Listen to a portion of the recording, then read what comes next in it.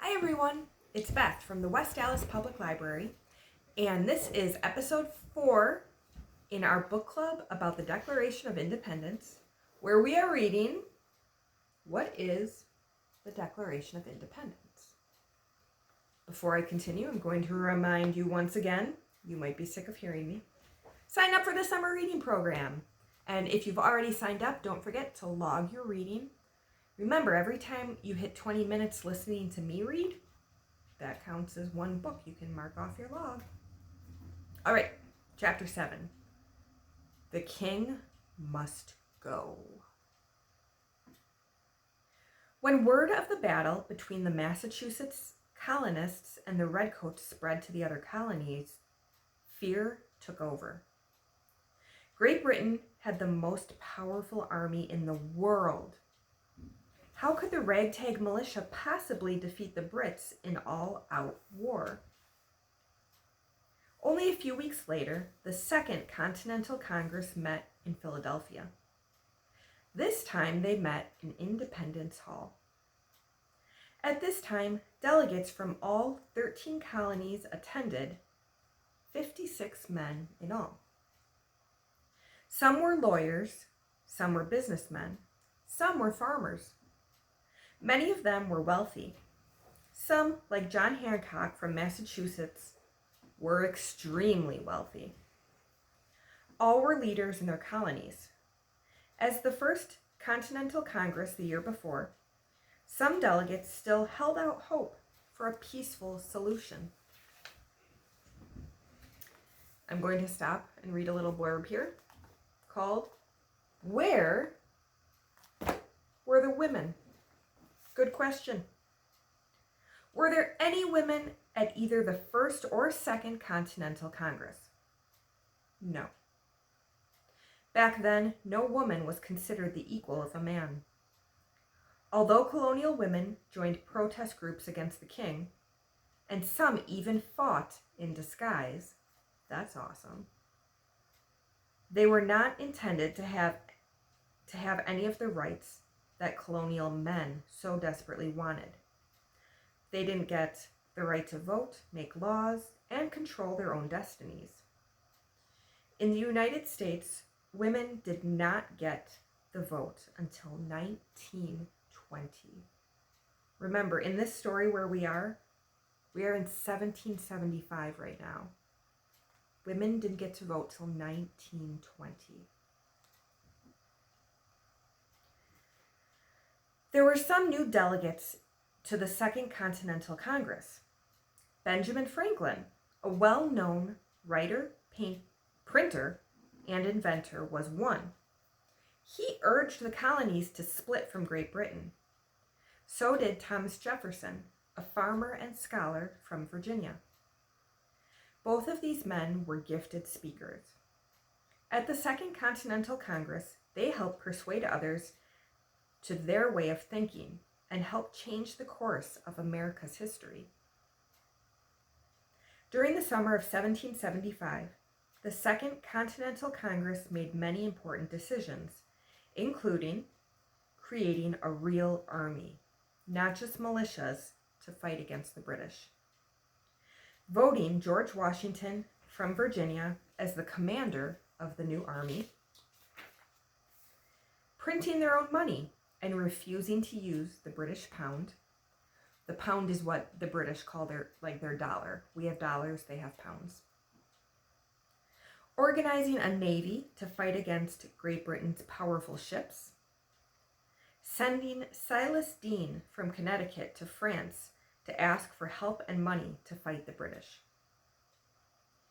In July 1775, the Second Continental Congress sent King George III another letter. The delegates were making one last try to avoid war. John Dickinson of Philadelphia wrote the letter.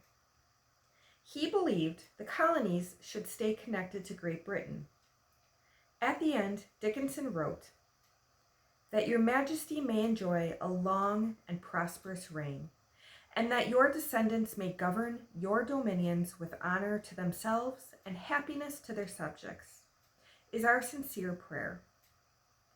Dickinson's letter was saying that the colonists hoped King George would rule over America for a long time and bring happiness to everyone. Did that happen?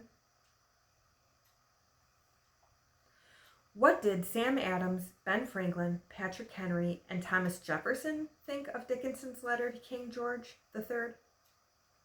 They despised the idea.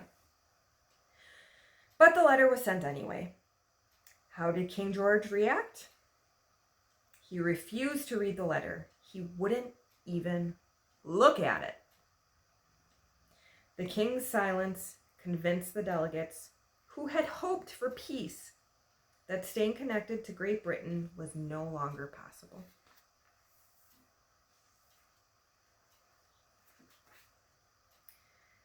Chapter 8, Declaring Freedom. What needed to be done next was clear. The American colonies had to tell the king that they demanded to be their own country, apart from Great Britain. The notice they sent the king would have to make it completely clear that the colonies had no choice but to go to war. They did not expect the king to be persuaded by anything they said. But they did want other countries to understand that the colonies had been forced to rebel against the King of Great Britain. But who was best suited to write something so important and dangerous? Do you have any guesses of the men we've talked about? The members of the Second Continental Congress turned to 5 men. Ben Franklin of Pennsylvania, John Adams of Massachusetts, Robert Livingston of New York, Roger Sherman of Connecticut, and Thomas Jefferson of Virginia. The group thought Jefferson should write it by himself instead of trying to do it together. Jefferson wasn't so sure about that. He and Adams were close friends. Why didn't Adams try writing it? But John Adams wouldn't do it because, as he told Jefferson, "You can write 10 times better than I can." So basically they knew Thomas Jefferson was the best writer. So the job fell to Thomas Jefferson. For 2 weeks, he worked on the first draft of the Declaration of Independence. He was renting a second-floor room in the home of a Philadelphia bricklayer.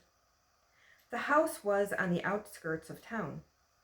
Jefferson wanted to be away from the noise of the city. He used a quill pen that he had to keep dipping in a bottle of ink. And he wrote on large, oversized sheets of paper. He wrote early each morning, stopping when his room became too hot. Remember, it was summer.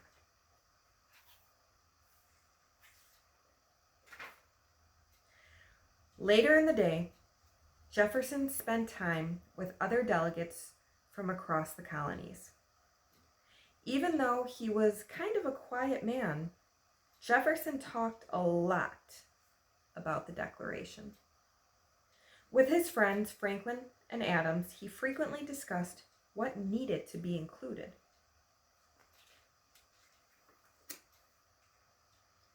Okay, I'm going to do my best here to show you some pictures. So here, these are pictures of paintings. I don't know, hopefully you can see. That's King George. It's a painting of him. And then over here, that's Samuel Adams. Let's see. Ooh, here we go. That's George Washington. I know we normally see him in his presidential portrait, but that's him when he was the general. He was younger.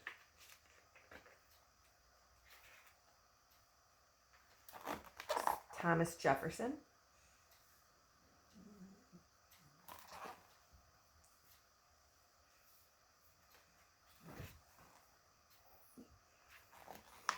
John Adams, our second president. spoiler, Thomas Jefferson was our third president. So this is a replica. This is what the Declaration of Independence would have looked like. Remember they said Thomas Jefferson wrote on an oversized sheet of paper, so this was actually pretty big.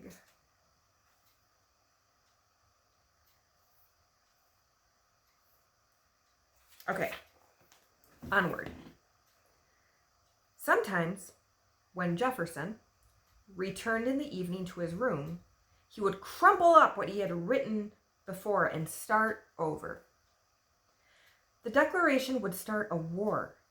Jefferson understood that fellow colonists would die because of his words. Jefferson was a scholar, a man of learning. He had read many, many books and written many papers on various subjects. He was a student of the Enlightenment.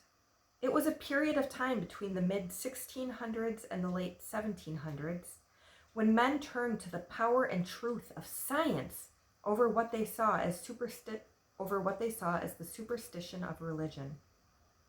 He had read many of the great thinkers of the day, such as John Locke of Great Britain. Locke put forth a daring idea that human beings are born with certain rights, and these rights cannot be given or taken away by kings. Thomas Paine's common sense also made a big impact on Jefferson. In writing the Declaration of Independence, Jefferson tried to combine ideas of new thinkers with the political goals of the American colonies. The Declaration of Independence had to do two important things. One, explain why the colonies needed to break away from Great Britain and King George. And two, describe what the new country stood for. Thomas Jefferson wrote the Declaration of Independence in 4 parts. The first part was an introduction explaining that the Declaration would show why the colonies needed to be free. In the second part, Jefferson laid out the ideas on which the new country would be built. After living without representation in Parliament, the new country would be governed only by the consent of the governed. That meant citizens would have a say in what the new government did, and every man would have the right to life, liberty, and the pursuit of happiness. This is the most famous part of the Declaration of Independence. Again, remember, it is talking about men. Women were not going to be full citizens allowed to vote. And remember, this is just talking about white men too. There was still slavery, and African Americans were also not given the rights that white men were. The third part was the longest. In it, Jefferson lists all the unfair things Parliament and the king did to the colonies: imposing taxes, stopping trade, closing down colonial governments, and forcing colonists to let British soldiers live in their homes. The king had heard all this before, but Jefferson wanted the whole world to see how badly Great Britain had treated the colonies. In the final part, Jefferson introduces the name of the new country, the United States of America. He also clearly states that Great Britain will have no control over the United States. None at all. Jefferson was pleased enough with what he had written to show it to Ben Franklin and John Adams. Both suggested a few very minor changes, which Jefferson made.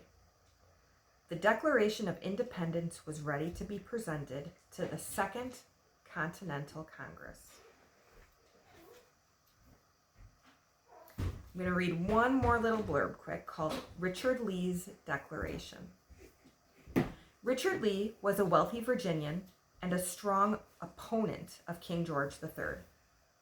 Lee wrote articles and fought against the Stamp Act and the Intolerable Acts. He helped organize groups in different colonies that worked together to fight against the British. Lee's hatred for the British was clearly on display during the Second Continental Congress. On June 7, 1776, Lee proposed the following. Resolved, that these united colonies are, and of right ought to be, free and independent states, that they are absolved from all allegiance to the British Crown, and that all political connection between them and the state of Great Britain is and ought to be totally dissolved. Many members of the Second Continental Congress agreed with Lee, but not enough colonies were willing to support Lee's proposal to pass it. However, Thomas Jefferson was so impressed with Lee's powerful proposal that he used the exact wording in the Declaration of Independence to announce that the United States of America would be completely free from Great Britain. All right, that is where we will stop for today. We'll pick up tomorrow for our last day, which we'll begin with the United States of America is born. All right, I'll see you tomorrow. Bye.